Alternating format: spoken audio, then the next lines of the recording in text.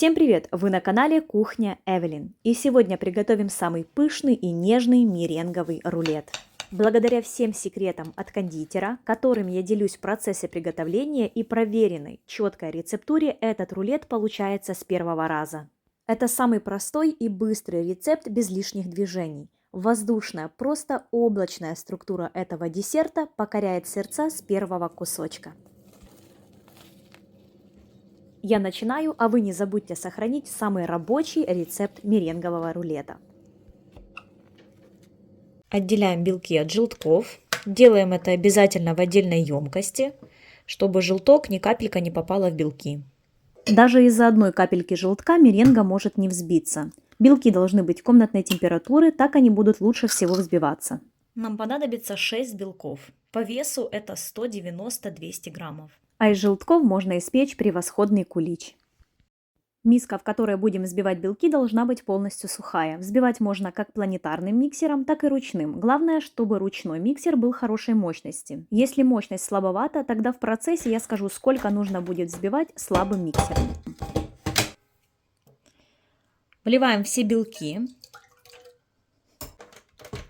и взбиваем на средней, выше средней скорости до того момента, пока не будет полностью пена без жидкой части. Я взбиваю на 4-5 скорости из моих 7 скоростей. По времени это занимает 1-2 минуты. Обратите внимание, что взбиваем только одни белки и больше никаких добавок.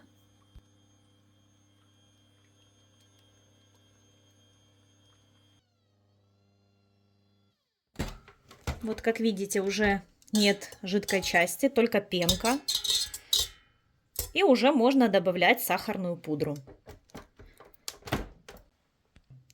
Далее добавляем сахарную пудру 250-300 граммов. Всыпаем всю.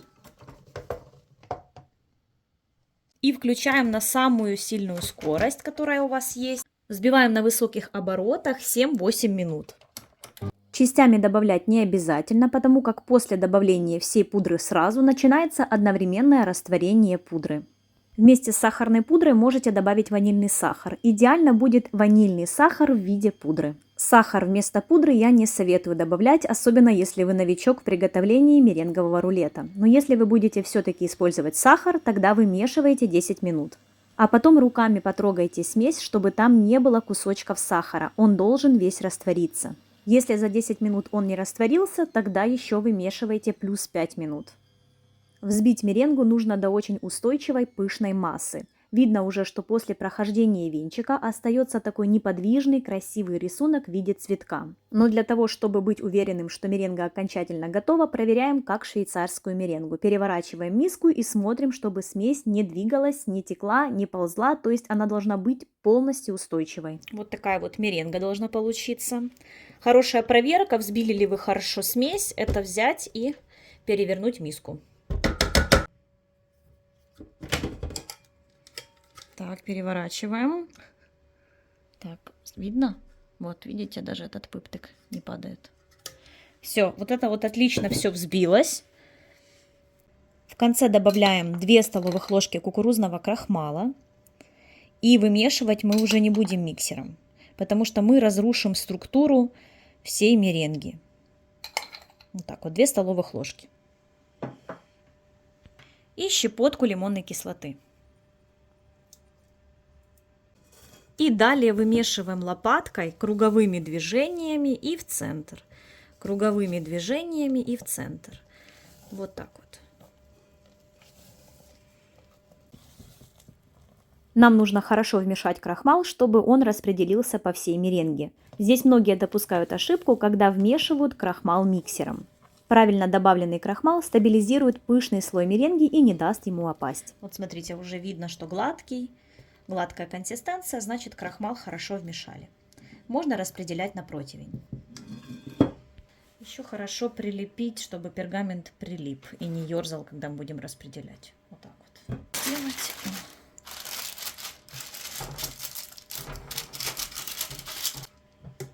Все, можно высыпать. Перекладываем меренгу на пергамент. Он должен быть силиконизированный, тогда корж не прилипнет. Для того, чтобы распределить максимально идеально и равномерно, можно воспользоваться кондитерским мешком и отсадить прям ровненький корж. Я не люблю так заморачиваться, у меня даже шпателя нету, чтобы распределять. Я как-нибудь его обязательно куплю, поэтому пока распределяю лопаткой. И так все хорошо получается.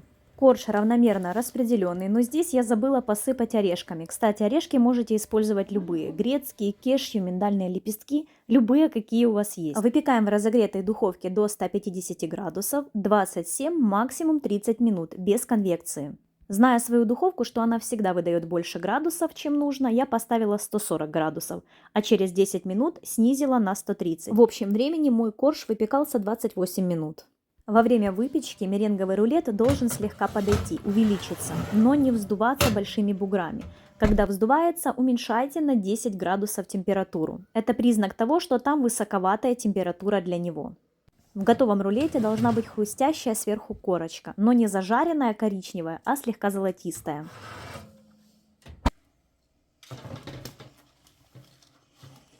Мой рулет слегка вылез за пергамент и немного прилип к противню. Можете, как я, пройтись лопаткой в этих местах. Готовый рулет переворачиваем на второй листок пергамента и снимаем пергамент сразу с горячего коржа.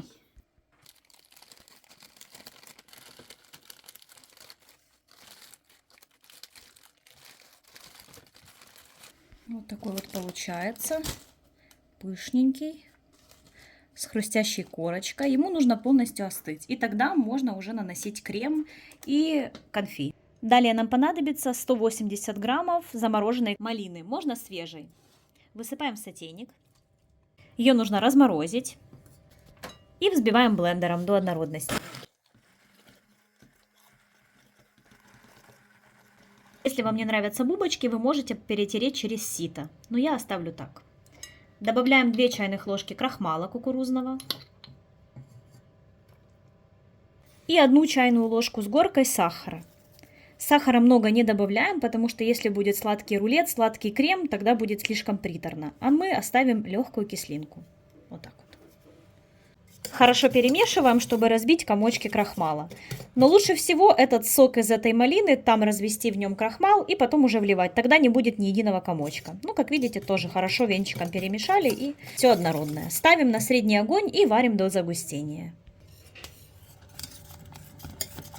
Как только закипело пюре, сразу начинает загустевать.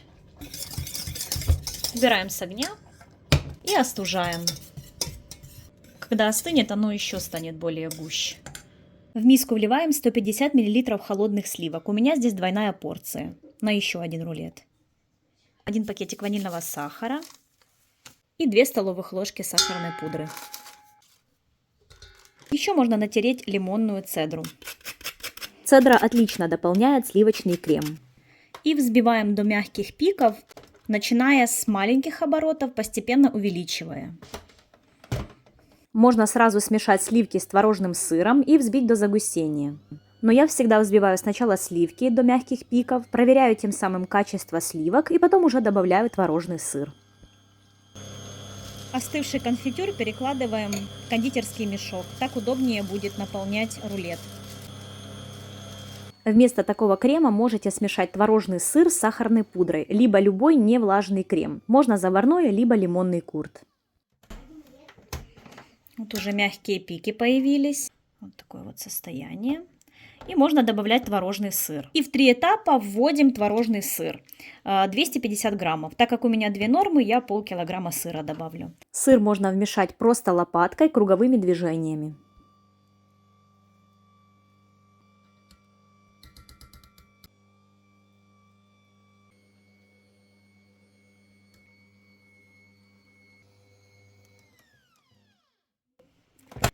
Как только масса стала густой и однородной, выключаем, потому что можно легко перевзбить сливки и вместе с сыром, либо расслоить. Вот до вот такого состояния. Сейчас лопаткой покажу. Вот такой вот крем густой получается. И уже на остывший корж смазываем кремом.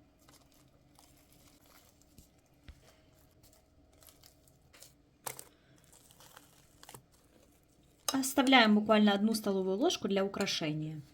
И И далее наносим, что у вас есть. Может быть какой-то топпинг, либо же конфи у меня малиновая. Можно даже просто свежие фрукты. Киви, банан. Фрукты отлично сочетаются в рулете, так как он сладкий, а фрукты будут немножечко давать кислинку.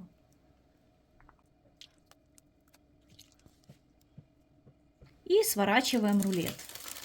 Здесь все очень просто. Сворачивайте не сильно плотно. С помощью пергамента это сделать очень легко.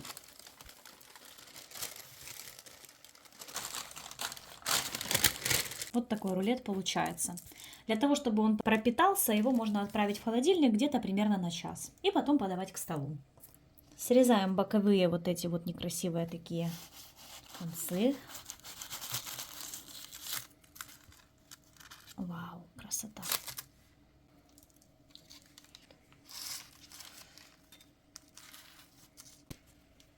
Перекладываем рулет на тарелку и украшаем по своему вкусу. Оставшимся кремом.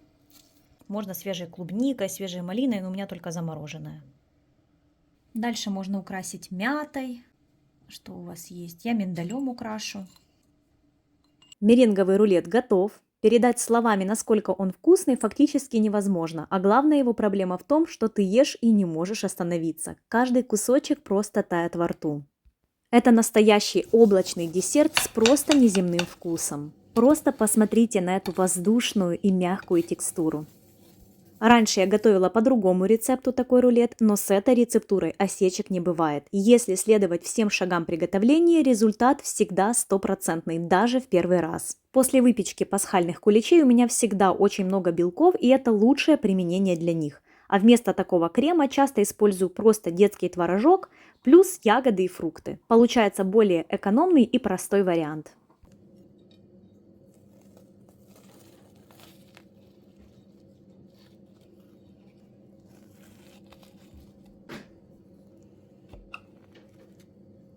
Уже меренговый рулет готов. Давайте его попробуем. Ой, красота какая. Вот так вот. Сейчас покажу вам поближе. Посмотрите, какая красота. И давайте попробуем это воздушное облако.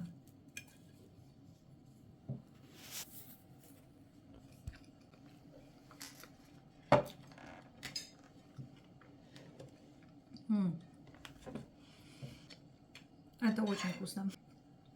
Еще кусочек. Надо распробовать.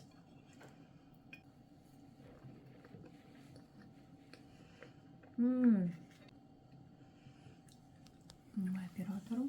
Я попробовала, распробовала. Друзья, это очень вкусно и волшебно. Это такое воздушное облачко, нежнейшее, с этим кремом, с этим конфи малиновым. Я не знаю просто, никакой торт, наверное, с таким десертом не сравнится. Сам меренговый рулет с хрустящей корочкой сверху. А внутри мягусенькое, такое воздушное, как облачко, такая консистенция подушечки такой и тающей во рту. Дальше у нас идет крем, я думаю, в принципе понятно. Хотя сахарную пудру я бы исключила вообще из крема, потому что мне хватает сахара в самом бисквите меренговом. То есть больше сахара не нужно. Насчет топпинга. Топпинг тоже мы сделали кисленький идеально. Получается вместе сочетание с коржом просто шедеврально. Каждый вкус здесь идеально гармонирует. Что еще важного? Многие жалуются, что у них пахнет рулет яйцами и очень неприятный привкус. Для этого мы добавляем лимонную цедру в крем маскарпоне, в творожно-сливочный крем. И тогда у вас не будет вот этого лишнего привкуса. Еще, если вы прям очень боитесь, можно добавить при замесе меренги, добавить пакетик ванильного сахара. Это тоже уберет. Но вот в этом нет никакого привкуса лишнего, ничего. И еще очень важно, что нужно вам заметить, приспосабливайтесь к своей духовке. У меня вообще по нормам выпекать такой меренговый рулет нужно при 150 градусах 30 минут. Но зная свою духовку, она валит где-то на больше всегда 10-15 градусов увеличивает. Поэтому я включила ее сначала на 140 градусов, то есть уменьшила. Но потом я видела, как меренговый рулет начал дуться. Это значит, ему горячо в духовке. Я начала еще убавлять. То есть я выпекала его при 130 градусах примерно 27-28 минут. И все. И потом я потрогала пальчиком, корочка есть, достаем, и рулетик готов.